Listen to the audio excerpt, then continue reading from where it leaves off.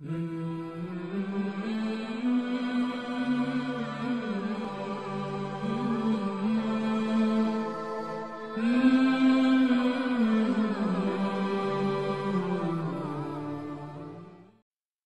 dan rahasia daripada ibadah kita dalam keseharian.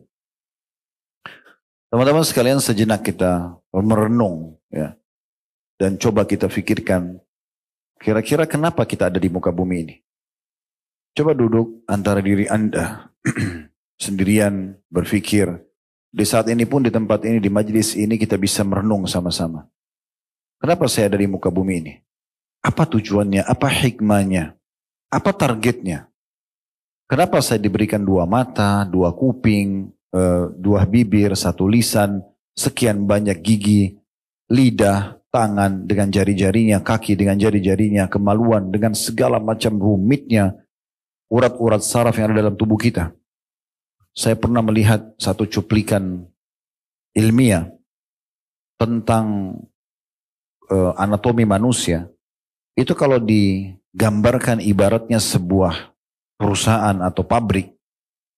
Tubuh manusia itu seperti pabrik yang sangat luas, besar, rumit, terdiri dari ratusan bahkan mungkin ribuan atau ratusan ribu lift dan segala macam petugas di situ. Ya, kalau kita mungkin staf-stafnya yang siap untuk menjaga stabilitas tubuh itu, yang siap untuk menerima makanan dan nutrisi yang merupakan nanti menjadi sumber energi, yang siap untuk menyortir mana yang tidak dibutuhkan sebagai nutrisi akan dibuang jadi kotoran, yang siap mengatur datangnya waktu istirahat dengan mengantuk, juga hilangnya perasaan ingin tidur lagi kalau sudah cukup, yang mengatur sinyal lapar pada saat tubuh kita butuh nutrisi, yang mengatur sinyal kenyang pada saat kita sudah kenyang sehingga kita tidak butuh makan lagi, dan semuanya.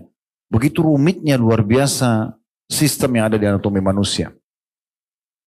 Teman-teman sekalian, yang menciptakan kita ini semua adalah Allah Subhanahu wa Ta'ala. Dan Allah memang memerintahkan dan menciptakan kita ini dengan semua fasilitas ini dengan satu tujuan. Tidak ada tujuan lain. Kekal dalam surah Az-Zariyat surah nomor 51 ayat 56. Allah Subhanahu wa Ta'ala berfirman, "Wa ma khalaqtul jinna wal insa illa liya'budun."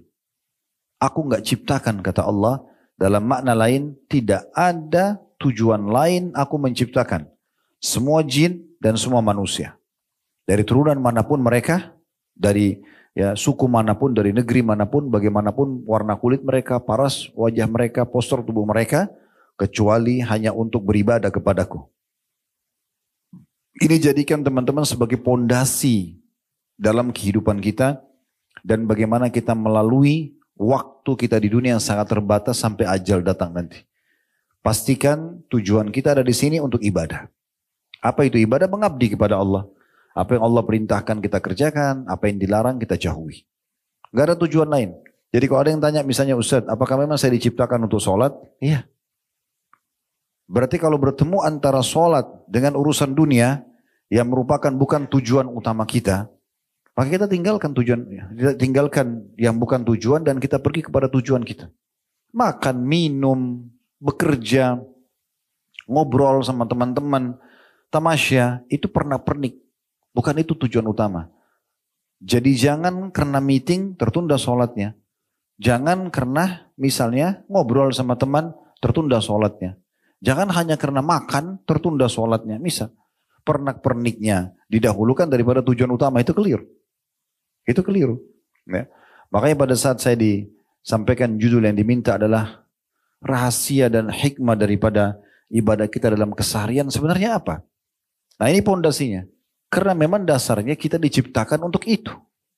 Memang kita untuk sholat, untuk puasa, untuk zakat, untuk haji dan umrah, untuk jihad, untuk bakti sama orang tua, jenguk orang sakit, majelis ilmu, mencari nafkah halal, begitu, menikah. Itu semua tujuannya.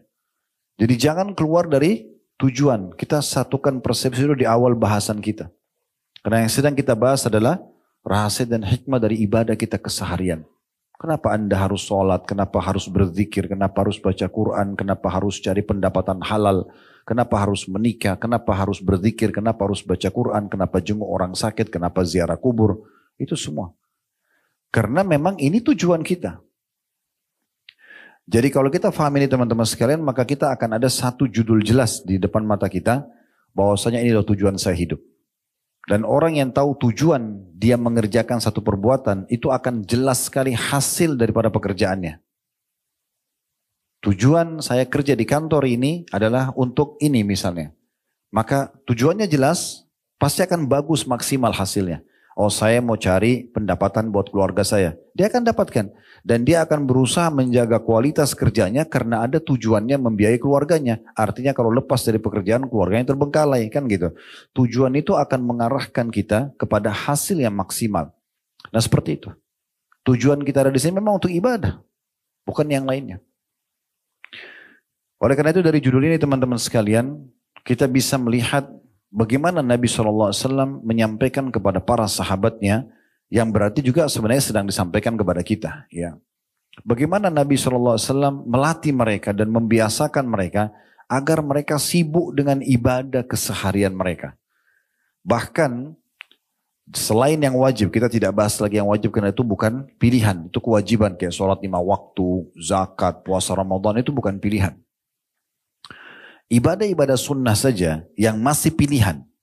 Karena sunnah kayak sholat qobliyah, sholat ba'diyah, sholat duha, sholat malam, zikir pagi petang, baca Quran, jenguk orang sakit, bersedekah. Ini semua adalah opsi kan, dia sunnah. Dikerjakan dapat pahala, ditinggalkan tidak berdosa. Itu saja tetap mereka jadikan sebagai target ibadah mereka. Karena yang membedakan nanti derajat kita di surga adalah banyaknya secara selain kualitas, kuantitas ibadah itu. Akan beda derajatnya orang yang biasa puasa Senin Kamis dengan orang yang tidak puasa Senin Kamis. Mungkin sama-sama sholat 5 waktu. Akan beda derajatnya nanti di surga antara orang yang sholat wajib saja sama sholat sunnah, qobliyah dan ba'diyah. Akan beda pahalanya dan derajatnya di surga nanti orang yang sholat sunnah rawatib yang melekat dengan sholat wajib, qobliyah, ba'diyah. Dengan ada misalnya si A sholat begitu tapi dia tidak sholat duha, tidak sholat tahajud. Yang si B sholat semuanya. Akan beda derajatnya. Mungkin si A tidak zikir pagi petang, tapi si B zikir pagi petang. Mungkin si A tidak puasa Senin Kamis, si B puasa Senin Kamis. Mungkin si A silaturahim keluarga, sempat bakti sama orang tua yang dalam keseharian. Si B mungkin tidak sempat, maka ini sudah cukup untuk membedakan derajat di surga nanti. Kan gitu. Tetapi amalan-amalan sunnah tetap saja harus kita kerjakan, karena memang itu juga salah satu tujuan kita diciptakan. Dan orang yang sibukkan dirinya dengan amal sunnah, dipastikan amal wajibnya akan terjaga. Antum kalau sibuk menjaga keutamaan sholat duha, sholat tahajud, sholat qobliyah, sholat ba'diyah, sholat tahiyat masjid, sholat taubat, sholat wudu, maka sholat wajibnya pasti aman. Tidak mungkin kan, tidak masuk akal orang kalau jaga sholat sunnah dia tidak jaga wajibnya. Kan gitu. Orang kalau biasa puasa Senin Kamis, puasa Ayyamul Bid, nanti puasa Ramadan jadi ringan. Orang kalau biasa umroh, hajinya jadi ringan.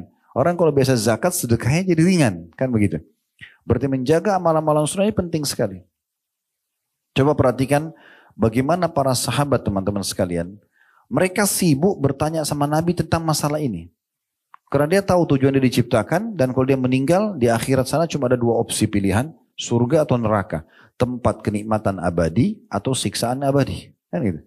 Kita nggak bisa pilih di akhirat nanti. Enggak, saya nggak mau neraka ya Allah, saya mau surga, nggak bisa. Penentuannya sekarang di sini.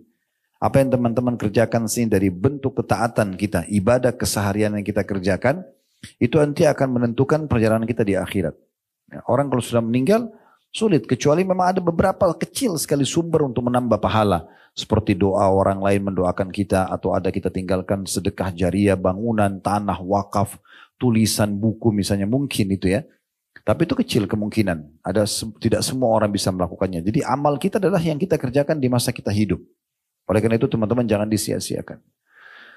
Sahabat misalnya contoh Mu'adz bin Jabal radhiyallahu anhu, beliau mengatakan dalam sebuah riwayat yang sahih, ya Rasulullah, wahai utusan Allah, akhbirni bi'amalin yudkhilunil jannah wa yuba'iduni minan nar.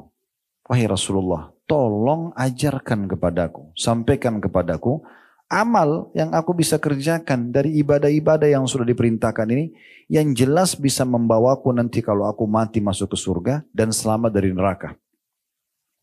Maka Nabi SAW menimpali pertanyaan itu, selain jawaban juga memotivasi Mu'adz. Karena pertanyaan ini bagus sekali. Coba sampaikan kepada saya Rasulullah supaya saya tidak terbuang-buang waktu saya yang sangat terbatas dalam keseharian ajal saya kalau datang saya bisa meninggal. Supaya semua amal saya dalam satu hari 24 jam itu ibadah aja. Masukkan ke surga dan menyelamatkan dari neraka. Kata Nabi SAW, laqad sa'alta an 'azim. Hai Mu'adz, engkau telah bertanya sesuatu yang sangat besar. Wa innahu la yasirun 'ala man yassarallahu 'alaihi. Dan dia akan mudah bagi orang yang Allah mudahkan untuknya. Ini ada pesan penting di sini teman-teman sekalian ya. Artinya kalau teman-teman masih tergerak hatinya untuk melakukan ketaatan berarti Allah mau kebaikan buat kita. Kayak Masya Allah misalnya pemilik perusahaan ini masih mau adakan pengajian buat antum semua. Atau teman-teman juga masih mau iya ada pengajian semangat untuk hadir dengarin. Apa sih yang Allah firmankan, apa sih yang Rasulullah SAW sabdakan. Apa ini bekal ibadah yang bisa saya jadikan pegangan setelah bubar dari pengajian supaya saya bisa lebih istiqomah atau konsisten. Supaya saya tetap jalan di atas keimanan dan ilmu. Maka itu satu nikmat yang luar biasa. Berapa banyak perusahaan orang kerja nggak bisa untuk ikut pengajian.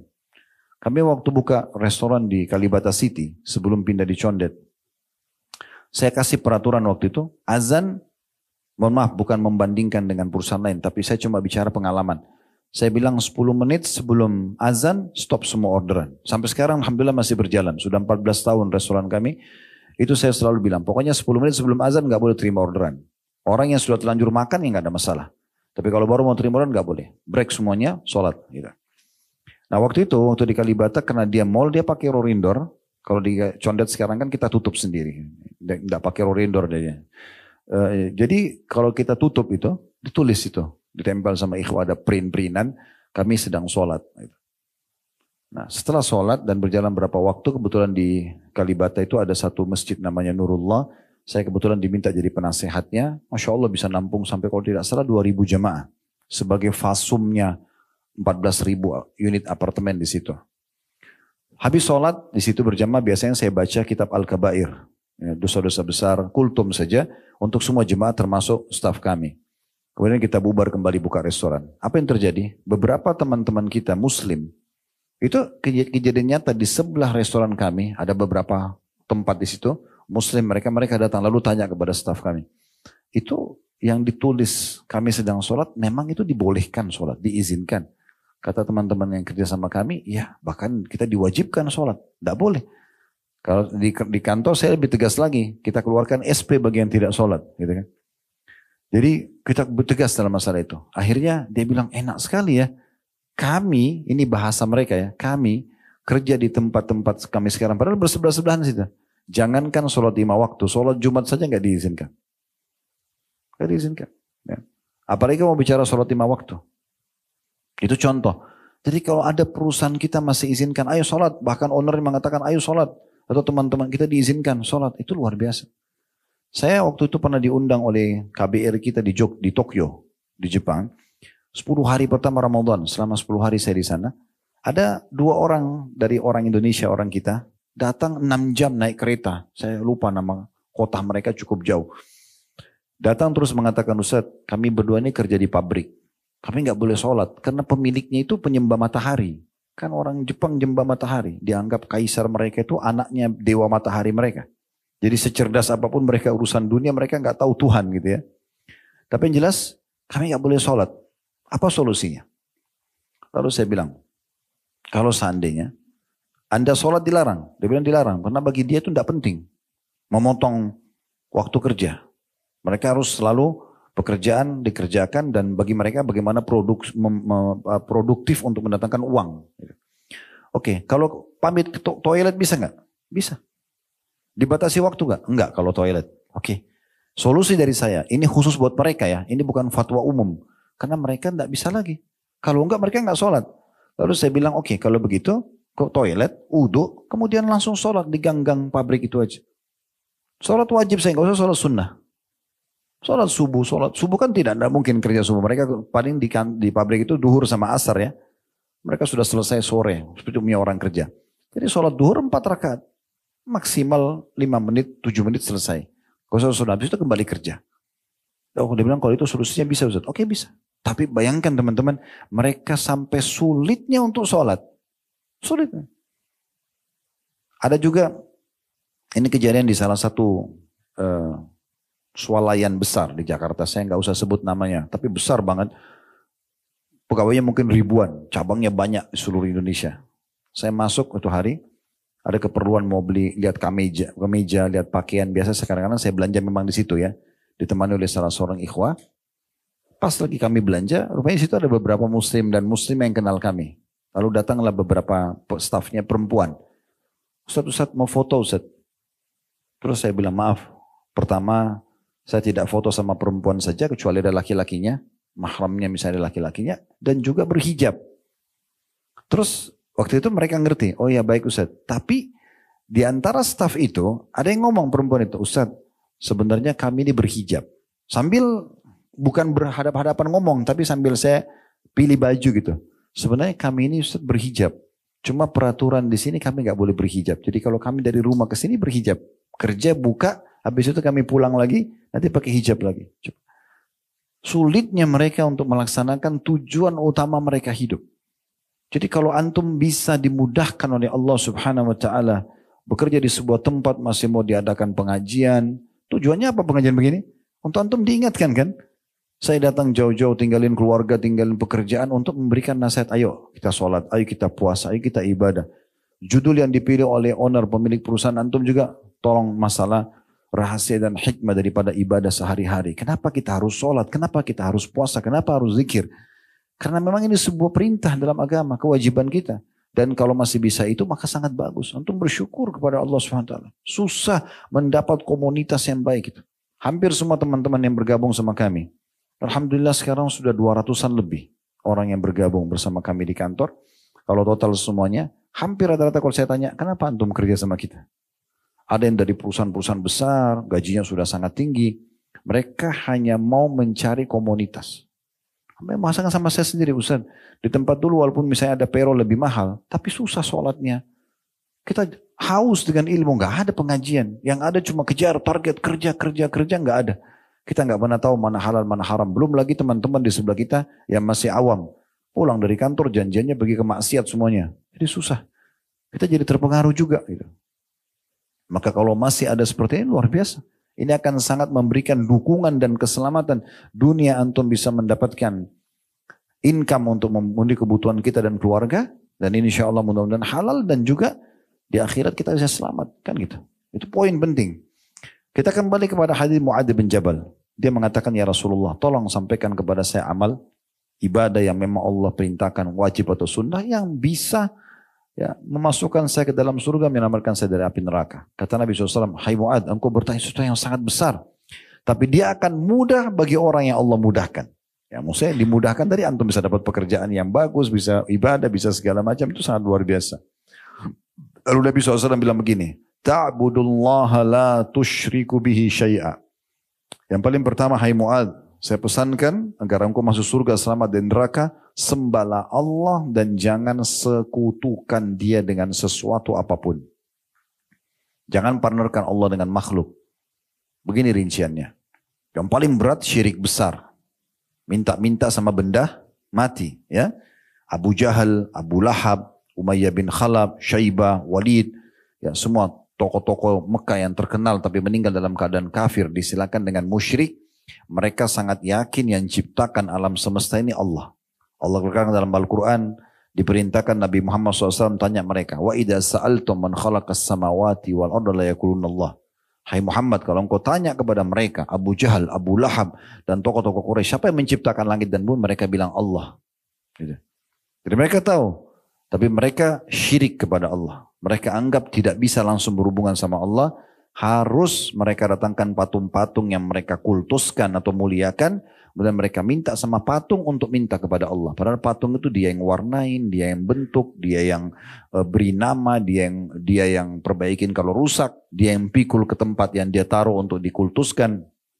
Jadi dikenal dengan masa jahiliyah, kan gitu. Nah di masa kita sekarang masih ada orang begitu. Dalam sholat dia bilang iyyaka na'budu wa iyyaka nasta'in. Hanya kepadamu ya Allah kami minta tolong. Hanya kepadamu kami menyembah, hanya kepadamu kami minta tolong. Tapi habis salam minta-minta di kuburan sebelah masjidnya. Anggap itu kuburan keramat, kuburan wali, bisa minta-minta di situ. Subhanallah, kata Imam Nawawi rahimahullah perkataan yang mulia. Saya heran melihat orang-orang yang masih minta di kuburan-kuburan tersebut padahal walaupun itu kuburan orang saleh. Padahal ini dalam kuburan itu adalah manusia seperti dia yang sudah jadi tulang belulang. Kenapa teman-teman masih baca salawat untuk Nabi Muhammad SAW? Apa itu salawat? Permohonan agar ditambahkan rahmat.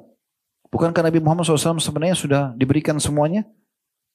Kalau Nabi Muhammad SAW saja walaupun sudah mati tetap kita doakan, bagaimana dengan manusia biasa? Kenapa minta sama benda-benda mati? Lebih jauh daripada itu.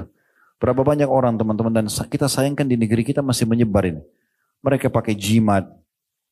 Ya, sebentar Nabi SAW mengatakan man allaka tamimatan faqad asyrak. Siapa yang menggantungkan jimat pada tubuhnya atau di rumahnya atau di kendaraannya maka dia telah berbuat kesyirikan.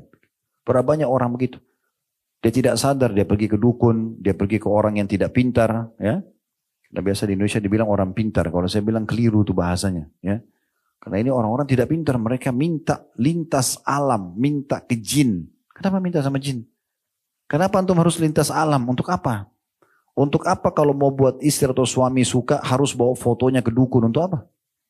Lalu jin yang menarik pasangan kita. Kenapa enggak di alam manusia aja? Sederhana kan saya misalnya mau buat istri saya suka sama saya, sederhana kok. Tatapan mata saya syahdu, ucapan lisan saya santun, tangan saya ramah, saya dermawan, dia suka. Selesai. Dia pun begitu kan. Tidak perlu bawa foto orang dimantra-mantrain. Kan gitu. Supaya suka sama dia. Untuk apa? Itu kan kesyirikan. Bahkan Nabi SAW mengatakan siapa yang mendatangi dukun, peramal, penyamun, penyihir, bertanya saja. Belum percaya. Ini apa maknanya garis tangan saya, kenapa begini, kenapa begitu. Maka tidak diterima sholatnya 40 hari. Walaupun belum percaya. Dalam hadis yang lain, kalau dia datangi dukun, peramal, penyamun, penyihir dan bertanya lalu percaya, dia telah kufur kepada apa yang diturunkan kepada Muhammad SAW. Kita nggak perlu ke mereka. Nabi SAW mengajarkan kita ilmu tauhid yang luar biasa. Beliau mengatakan, mintalah kepada Tuhan kalian. Walaupun tali sendal kalian. Sendal kita putus, minta sama Allah. Alhamdulillah wassalatu wassalamu ala rasulillah. Puji Allah, baca salawat pada Nabi SAW. Lalu bilang, ya Allah sendal saya putus gantikanlah. Ya Allah saya sakit sembuhkanlah. Ya Allah berikanlah hidayah istri saya, suami saya. Ya Allah mudahkan jodoh buat saya. Ya Allah berkahi rezeki saya. Selalu sama Allah. Dari hal kecil sampai hal yang besar. Dan ulama mengatakan doa itu kekuatannya. Selain memang kita langsung kayak minta kepada sang pencipta Allah. Yang maha kaya dan yang menciptakan segala sesuatunya. Juga dia adalah ya, senjata yang paling kuat. Dan dia ibadah. Artinya kita lihat hasil, tidak lihat hasil tetap akan dapat pahalanya di sisi Allah SWT pada hari kiamat. Dalam sebuah riwayat dikatakan nanti hari kiamat ada orang didatangkan pahala bergunung-gunung untuk dia. Lalu dia bingung dari mana? Dia tanya malaikat, ini dari mana nih? Kok saya tidak tahu ini amal apa yang bisa mendatangkan pahala sebesar ini. Kata para malaikat itu adalah pahala doa-doamu yang belum kamu dapatkan balasannya di dunia. Minta jodoh yang fulan atau fulana, minta rezeki yang luas, minta haji, tapi belum sempat.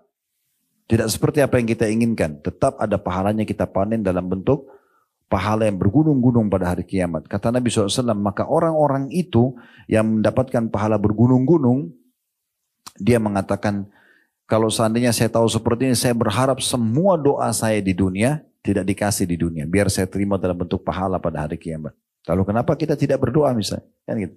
Dan hanya bergantung kepada Allah subhanahu wa ta'ala. Masuk dalam masalah syirik teman-teman, jangan pernah bertatayur. Pernah dengar tatayur? Menggantungkan nasib pada satu benda. Nah, contoh kalau di Indonesia itu apa? Tangan kanannya gatal. Ya. Mau dapat apa itu? Mau keluar duit ya? Kalau tangan kiri mau dapat duit. Ya. Kalau ini benar teman-teman sekalian, gatalin aja tiap hari. Kan tidak usah kerja. Oh tangan kiri gatal mau dapat duit nih. Gatalin aja tiap hari. Datangin ulat sekalian gitu. Taruh. Kan bisa. Ini kan tidak boleh. Gak ada urusannya. Kebetulan memang lagi masalah saja urat saraf di tangan. Atau yang saya sering dengar itu ya. Saya pernah dengar itu. Kalau matanya kedap-kedip di atas.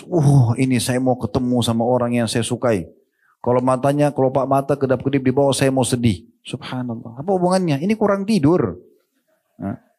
Iya. Apa hubungannya? Sampai ada orang pernah gitu di depan mata saya dia bilang, aduh nih saya mau nangis apa lagi nih. Ngomong gitu. Ya, saya mau nangis apa lagi nih karena kelopak mata. Saya kenapa? Saya bilang, kenapa ngomong gitu? Iya karena kelopak mata saya dibawa kedap-kedip.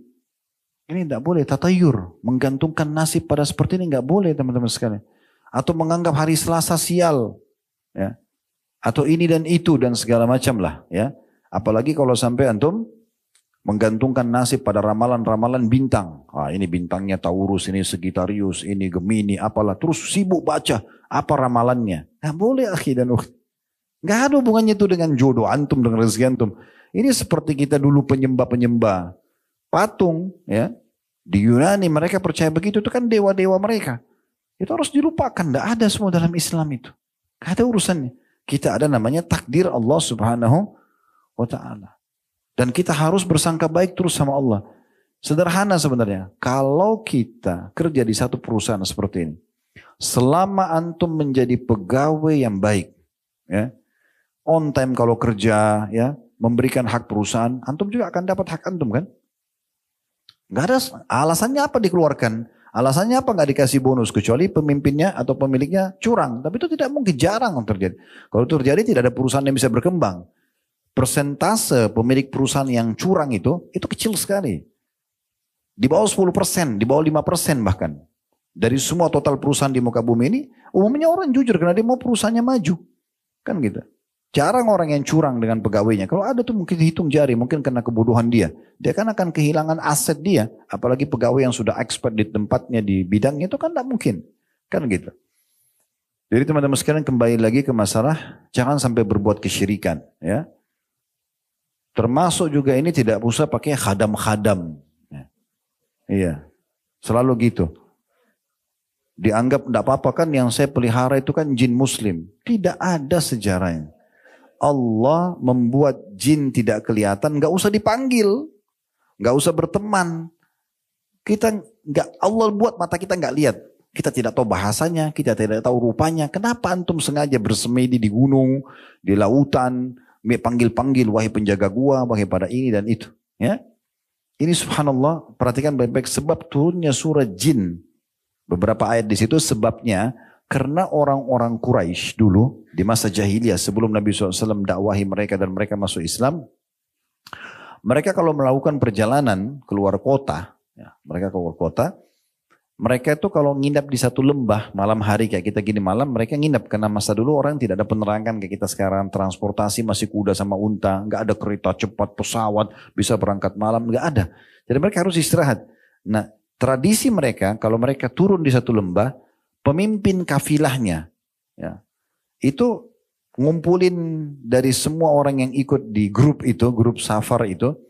Ayo siapa yang mau nyumbang? Yang ini nyumbang makanannya, ini nyumbang uangnya, ini nyumbang minumannya. Lalu pemimpin kafilah itu, grup perjalanan itu, kalau kita sekarang tour leadernya, ya, itu kemudian pergi ke tengah-tengah lembah, lalu dia bilang begini, wahai penjaga lembah, ini setengah bekal kami, jangan ganggu kami.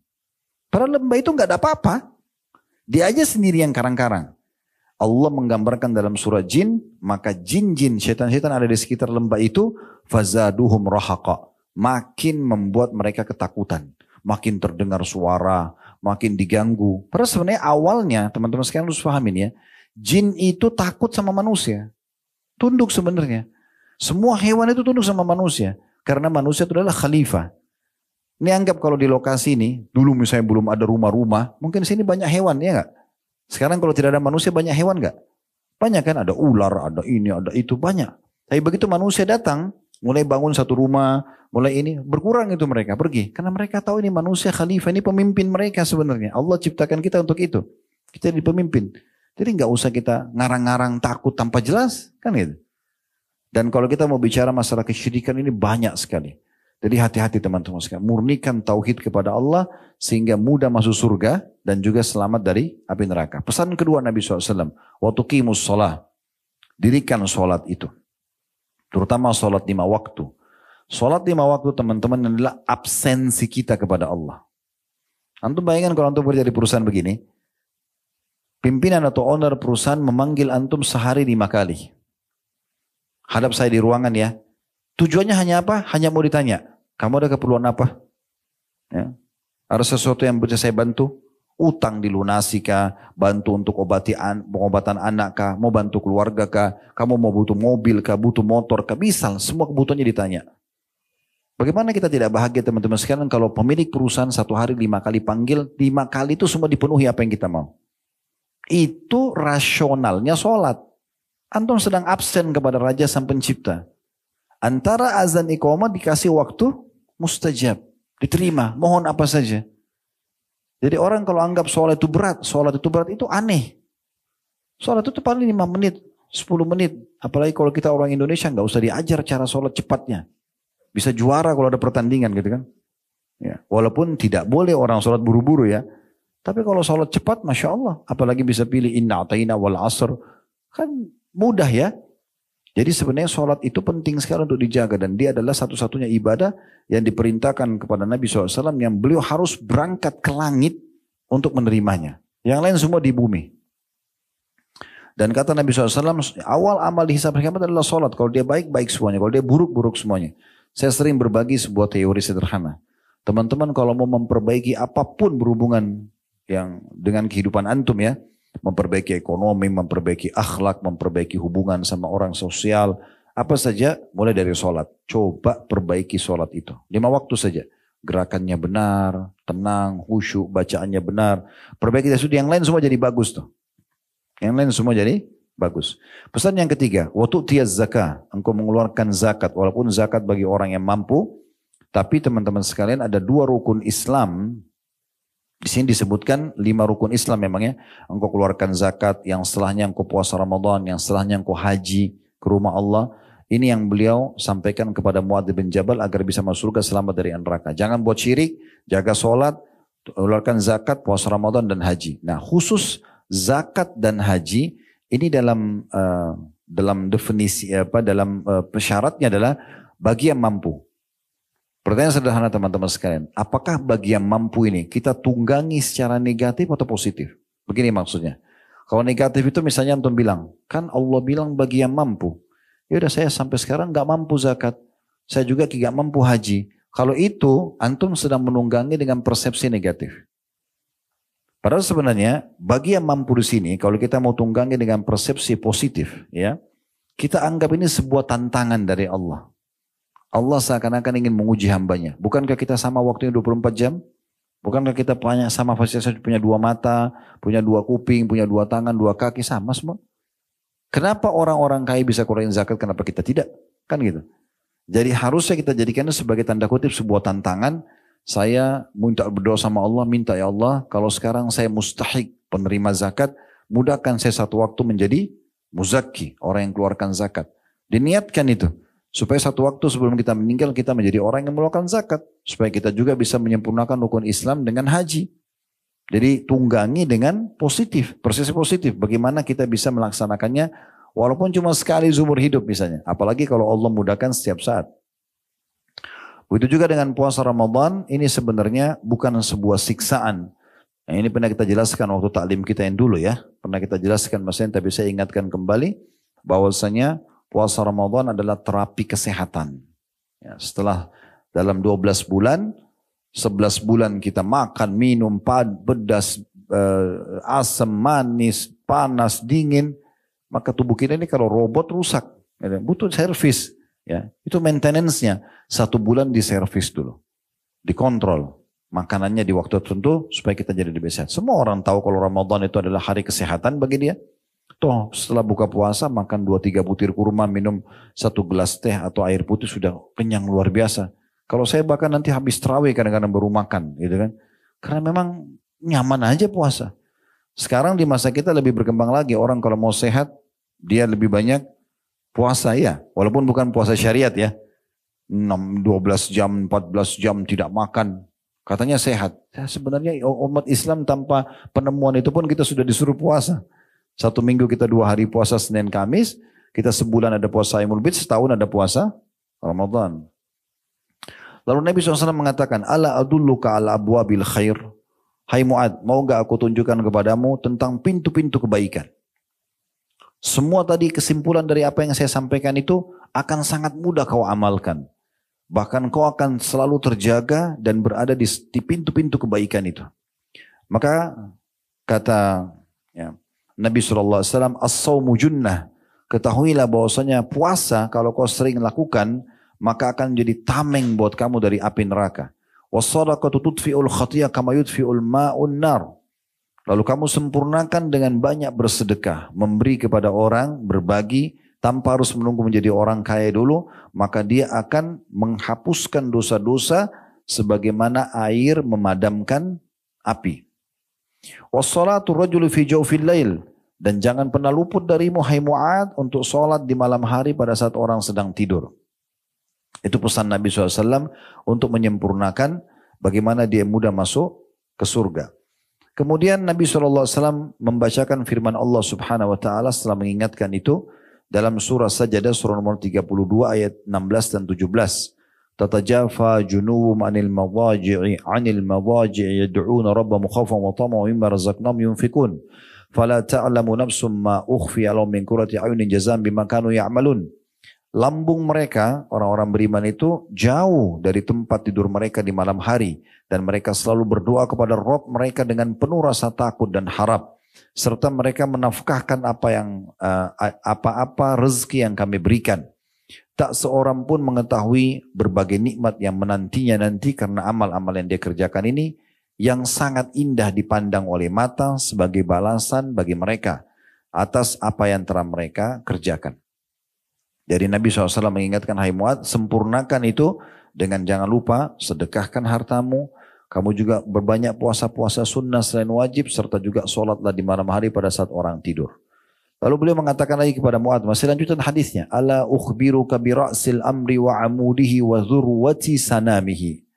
Maukah aku kabarkan kepada engkau, hai Mu'ad, pokok semua urusan yang bisa kamu menyempurnakan ya dan memahami tentang target hidupmu, ya, maukah saya beritahukan? Kata Mu'ad, bala ya Rasulullah. Tentu wahai utusan Allah. Kata Nabi SAW, Ra'sul amril Islam. Pokok segala urusan adalah Islam. Semua urusanmu kembalikan kepada agama Islam. Yang agama Islam bolehkan kamu nikmati, yang diperintahkan kamu kerjakan, yang dilarang kamu jauhi. Wa amuduhu shalah, dan tiangnya agama adalah solat. Artinya kamu kapan sudah solat, kamu akan baik urusan yang lainnya. Wa dzurwatu sanamihil jihad, dan puncaknya agama ini adalah berjihad. Seperti teman-teman kita sekarang di Palestina, semoga Allah berikan mereka kemenangan ya dan kemerdekaan. Mereka itu betul-betul sedang melalui puncaknya agama Islam. Mirip dulu kita waktu dijajah oleh Belanda, Jepang, Portugis. Dulu kita berperang melawan mereka untuk membela kehormatan kita, agama kita, kemerdekaan negara kita. Maka itu termasuk jihad. Kemudian Nabi SAW bersabda lagi kepada Mu'ad, ala ukhbiruka bimalaki dhalika kullah. Mau enggak aku kabarkan kepada kau hai Mu'ad sesuatu yang bisa menjaga itu semua. Supaya betul-betul kamu bisa menjalankan rukun Islam dengan baik. Kamu bisa menjaga amal-amalan sunnah dengan baik. Kamu terjaga dari semua perbuatan-perbuatan pelanggaran yang bisa mendatangkan hukuman. Mau enggak saya sampaikan pokoknya, ya, kata kuncinya, kendaraan terbaiknya untuk itu semua. Kata Mu'ad, bala ya Rasulullah. Kata Mu'ad, tentu ya Rasulullah. Kata Nabi SAW, kufu alaika hadha. Jagalah ini darimu. Lalu Nabi SAW pegang lidah beliau sambil menariknya dan mengatakan, jaga ini. Maksudnya, kalau kau mau gunakan lidahmu hanya untuk ketaatan kepada Allah. Kalau bukan yang diwajibkan, yang disunnahkan, maka minimal yang mubah. Hal yang omong kosong sudah tidak ada lagi. Jaga semuanya. Misal hal yang wajib seperti orang bagaimana dia membaca bacaan-bacaan sholat dengan benar. Karena itu wajib berhubungan dengan sholat wajib misalnya. Atau baca Quran. Bagaimana dia menuntut ilmu. Bagaimana dia memberikan nasihat gitu kan. Yang sunnah juga dia berzikir misalnya dia berdoa. Dan yang mubah minimal misalnya menanyakan kabar orang gitu ya. Hal-hal yang mubah. Itu. Sementara yang lainnya jangan sama sekali kamu lakukan. Karena banyak orang tergelincir. Dia sholat tapi lidahnya tajam. Ya, dalam riwayat lain dikatakan seorang sahabat mengatakan, ya Rasulullah, di kota Madinah ada seorang wanita selalu puasa di siang harinya dan sholat di malam harinya. Tidak pernah ketinggalan. Tapi lisannya tajam, nyakitin tetangganya. Caci maki orang, ghibah, ya gunjing, ya fitnah. Lalu kata Nabi SAW, la khaira fiha hiya finnar. Tidak ada kebaikan pada wanita tersebut, dia pasti masuk neraka. Walaupun dia sholat, walaupun dia puasa, tapi kenal lisannya menyakiti orang, ya, akhirnya dia akan banyak musuh hari kiamat dan akan habis pahalanya nanti dibagi-bagi kepada orang-orang yang dia sakiti. Lalu kata sahabat tersebut, ya Rasulullah, dan di Madinah Ada juga seorang wanita, dia cuma sholat yang wajib, dia sholat yang dia mengeluarkan zakat, tapi dia tidak mengeluarkan sedekah yang banyak. Dia puasa Ramadan, dia tidak puasa sunnah, tapi lisannya nggak pernah nyakitin orang. Kata Nabi SAW, kebaikan ada padanya dan dia di surga. Makanya Nabi SAW mengatakan, ya, semua kunci daripada kamu bisa menjalankan ketaatan dan meninggalkan maksiat adalah menjaga lisanmu. Dan kemudian Mu'adz berkata begini, ya Nabi Allah, wa inna la mu'akhiduna bima natakallam, ya. Apakah kami ya Rasulullah akan diadab dengan apa yang kita bicarakan? Usah dengan tutur kata yang kita ucap kita akan dihukum. Maka kata Nabi SAW, "Thaqulat ka ummuka wa hal yakubbun nasa ala ujum aw qala ala manakhirihim illa hasaidu alsinatihim." Hai Mu'adz, celaka kamu kalau kau tidak tahu masalah ini. Bukankah mayoritas orang ditelungkupkan wajah-wajah mereka dan diseret dalam api neraka karena akibat lisan-lisan mereka. Hadis ini diriwayatkan oleh Tirmidzi. Kalau kita simpulkan sebenarnya hadis ini bagaimana? Ya, Nabi SAW mengajarkan kepada Mu'adz, ini loh ibadah keseharian yang kau harus jaga. Dengan ini kau akan masuk surga, kau akan selamat dari api neraka. Kisah yang lain Abu Hurairah radhiyallahu anhu dalam riwayat yang sahih juga. Beliau pernah mengatakan, ya Rasulullah, dulluni ala amalin idza amiltu dakhaltul jannah. Tunjukkan kepadaku wahai Rasulullah. Maaf, ini hadis Abu Hurairah, tetapi dia menceritakan tentang seorang Arab Badui yang datang kepada Nabi SAW lalu mengatakan, ya Rasulullah, tunjukkan kepadaku tentang amal yang apabila aku lakukan aku bisa masuk surga. Maka Nabi SAW mengatakan, ya, mirip dengan tadi perjawaban kepada Mu'adz bin Jabal, engkau menyembah Allah tanpa mencukutukannya, engkau sholat 5 waktu, jalankan zakat, puasa Ramadan. Kemudian orang tersebut mengatakan, walladzi nafsi biyadi la azidu ala hadha. Kalau memang itu yang anda perintahkan ya Rasulullah, demi Allah aku tidak akan menambahnya. Udah itu aja aku kerjakan. Maka ketika orang itu pergi, kata Nabi SAW, man sarrahu an yandura ila rajuli min ahli jannah fal yandur ila hadha. Siapa yang ingin melihat penghuni surga, lihat kepada orang ini.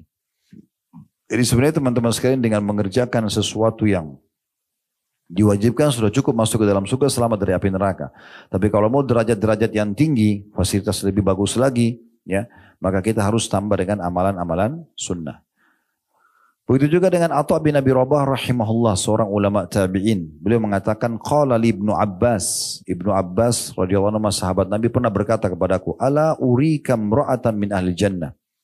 Mau enggak aku tunjukkan kepada kamu wanita ahli surga? Maka kata Atha bin Abi Rabah, seorang tabi'in, tentu saja. Murid bilang sama gurunya.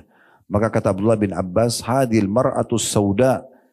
Ada seorang wanita berkulit hitam di masa Nabi SAW. Atatin Nabi SAW faqalat inni usra'.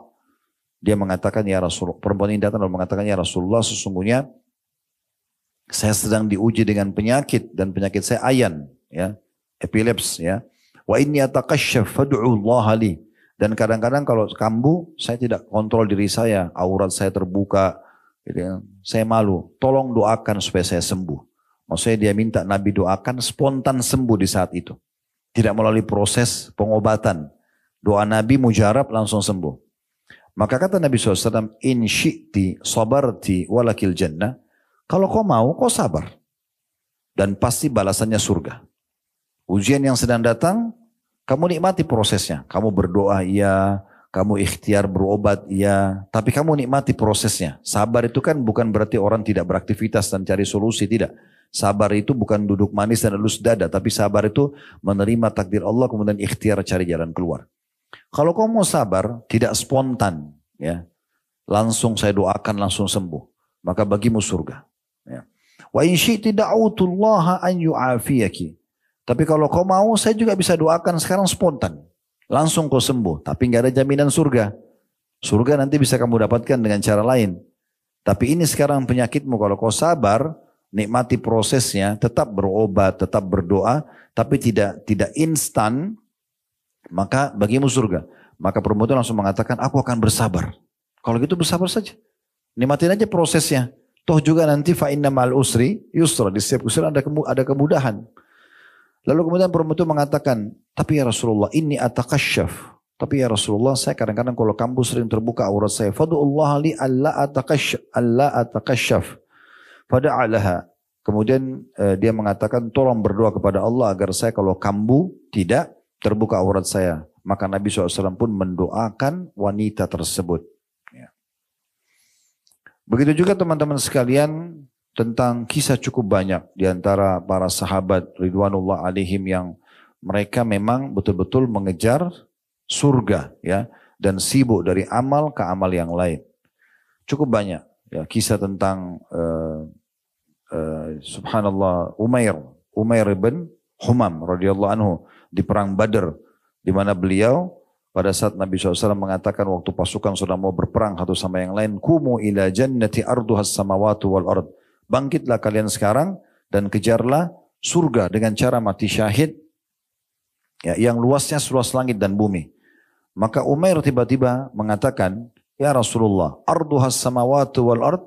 Wahai utusan Allah, Anda sedang membahas surga yang kalau saya berperang sekarang di sini, saya terbunuh oleh orang-orang Quraisy ini. Cuma ditusuk pisau, kena tombak, kena anak panah, saya mati. Saya masuk surga yang luasnya seluas langit dan bumi. Kata Nabi SAW, iya.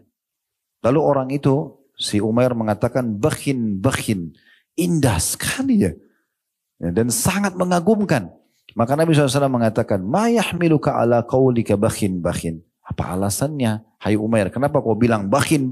Indah banget nih. Luar biasa gitu. Hanya dengan berperang, terbunuh oleh musuh, kemudian selesai. Gitu kan?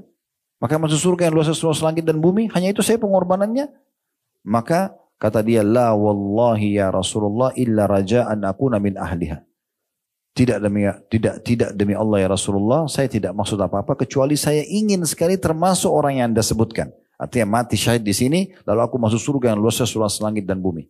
Kata Nabi SAW, fa innaka min ahliha. Kau termasuk ahli surga itu. Lalu kata dalam riwayat ini dikatakan pada saat itu Umair ini lagi pegang beberapa butir kurma dan dia sempat mau makan dulu, niatnya makan baru dia berperang, mati syahid. Tapi subhanallah waktu dia makan satu, dia lagi berpikir, tiba-tiba Allah ilhamkan dalam hati, lalu dia berpikir, kalau saya harus habiskan kurma ini lalu saya tunggu saya mati, lama banget ya. Dia buang, kemudian dia berperang sampai dia mati syahid. Ya. Jadi mereka memang sangat mencintai ibadah-ibadah yang diperintahkan karena mereka tahu itu adalah tujuan mereka hidup.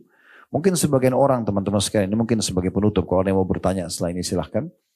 Jadi mungkin ada sebagian orang masih berpikir tentang masalah mati. Ya. Jadi teman-teman kita di Palestina, biasanya kan kita cuma lihat secara kasat mata ya. Kepalanya hancur, kena rudal, rumahnya hancur, kena puing. Kita kadang-kadang cuma lihat dengan kasat mata. Teman-teman harus paham ya. Kenapa umat Islam dari masa Nabi sampai hari kiamat nanti kalau disuruh perang, kalau yang paham teorinya pasti mereka mau. Dan pasti mereka kejar matinya. Orang-orang yang masuk medan perang itu kejar mati. Karena mereka tahu kejar mati syahid. Menang itu nomor 2. Target utamanya bagaimana mati syahid. Jadi itu perbedaan dasar antara pasukan Islam sama pasukan non-Muslim. Karena pasukan Islam targetnya masuk mati. Umat Islam tidak kenal namanya kalah. Mereka menang mereka mati syahid, terbunuh semua pun. Misalnya kita 10.000 orang pergi perang, semua mati terbunuh. Itu bukan kekalahan, itu kemenangan. Target utama kita mati syahid. Supaya masuk surga. Kata Nabi SAW, orang mati syahid akan mendapatkan 6 manfaat. Di antaranya darahnya diampuni dosanya pada saat awal tertumpah darahnya akan mengalir mengeluarkan mau dibuangi dari bau kasturi, kemudian dia akan selamat dari rasa ketakutan di hari kebangkitan hari kiamat, selamat dari pertanyaan munkar nakir di kuburan, dia akan menyelamatkan, memberikan syafaat 70 keluarganya, dinikahkan dengan 72 bidadari dan sekian banyak keutamaan yang didapatkan tentunya. Maka mereka jadikan itu sebagai target. Kenapa sekarang umat Islam sangat berani teman-teman sekalian? Kalau yang sudah paham ini untuk supaya dia mati syahid. Karena mereka faham teorinya. Orang yang mati, teman-teman dalam Islam, itu hanya merasakan satu. Yaitu sakaratil maut. Apa itu? Proses pencabutan ruh oleh malaikat. Kalau dia orang beriman, akan mudah keluar seperti air keluar dari mulut kendi. Kalau dia orang kafir akan sulit. Seperti bulu domba yang dibasahkan, dililitkan di pohon berduri, kemudian ditarik dengan keras sehingga berantakan bulu domba itu. Cuma itu keadaannya. Tidak ada keadaan yang lain. Dan orang, kata Nabi SAW, yang mati syahid tidak akan pernah merasakan sakitnya, baik itu cuma ditusuk sedikit, ya, atau ditebas lehernya, atau kena rudal hancur, atau kena bangunan rubuh misalnya, atau mungkin dilidas oleh mobil tank, mereka tidak akan merasakan sakit kecuali seperti cubitan saja. Tidak ada rasa yang lain. Jadi jangan antum terpengaruh dengan fisik mereka yang kepalanya hancur, rumahnya hancur, kena puing. Itu nggak ada masalah buat mereka. Hamzah itu radhiyallahu pada saat ditemukan jenazahnya di perang Uhud, hidungnya dipotong, dadanya dibelah, darah semuanya. Itu Nabi lihat, Nabi sempat sedih, gitu kan?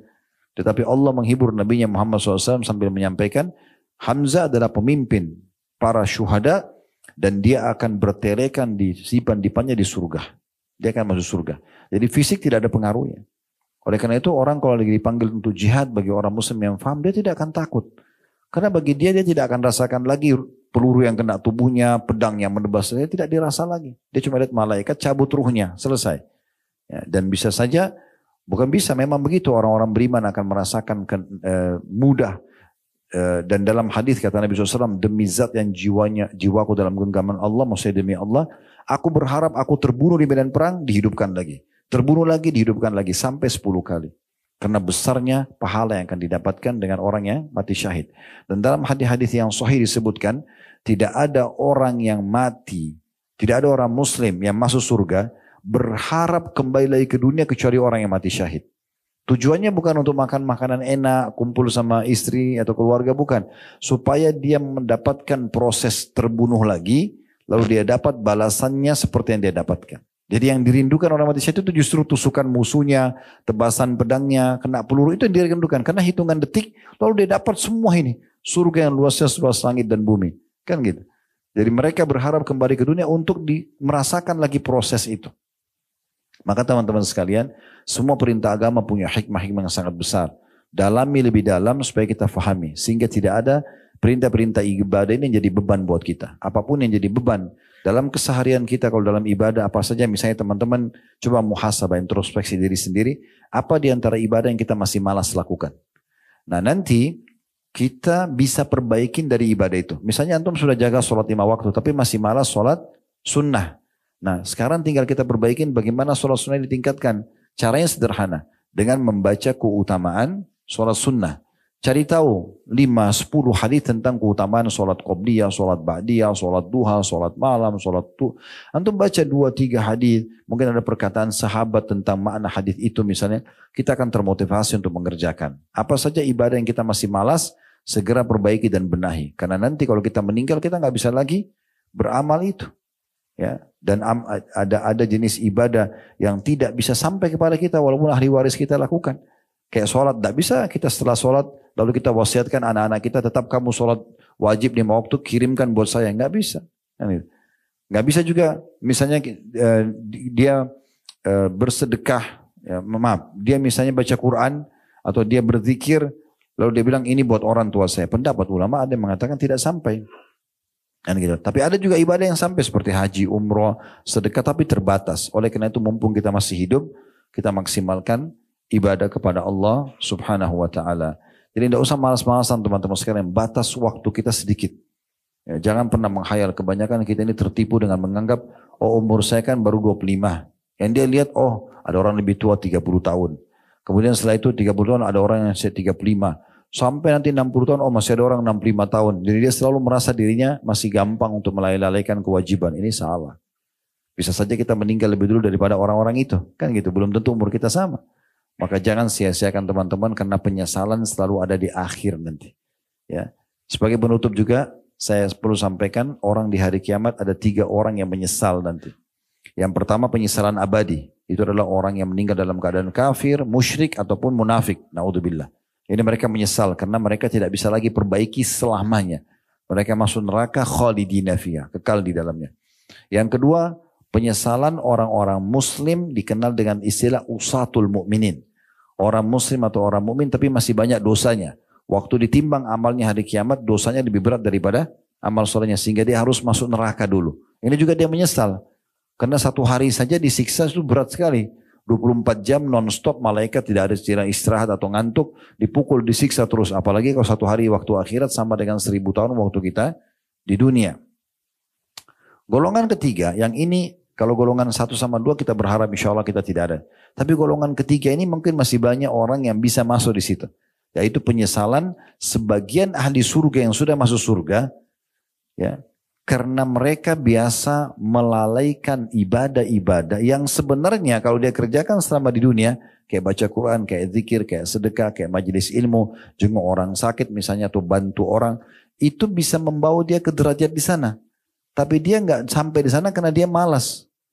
Dia nggak mau sholat malam, dia nggak mau sholat duha, dia nggak mau sedekah, nantilah gampang lah segala macam. Padahal ini sebenarnya bisa mengangkat derajat dia.